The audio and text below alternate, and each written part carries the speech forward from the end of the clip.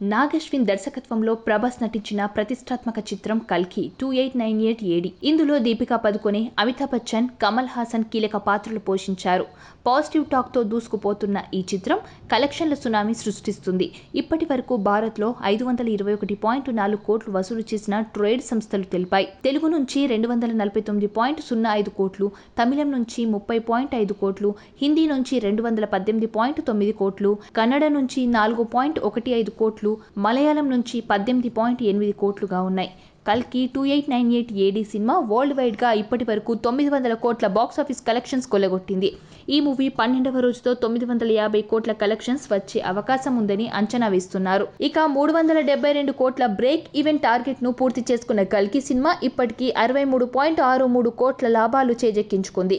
12వ రోజుతో అవి 80 కోట్లు దాటే ఛాన్స్ ఉందని తెలుస్తోంది. మొత్తానికి కల్కి 2898 ఏడి సినిమా సూపర్ హిట్ గా నిలిచింది. పెద్దగా ప్రమోషన్స్ లాంటివి లేకపోవడంతో ఎంతవరకు జోరు చూపిస్తుందో అని అనుకున్నా కూడా పాజిటివ్ టాక్ పవర్ తో మంచి కలెక్షన్స్ అందుకుంటుంది. హిందీలో ప్రమోషన్స్ ఏమీ లేకుండానే ప్రభాస్ స్టార్ పవర్ ను చూపెడుతూ 200 కోట్ల కలెక్షన్స్ మార్క్ ని అందుకుని సంచలనంగా సృష్టించింది. ఇప్పుడు మరో రికార్డును కూడా నమోదు చేసింది.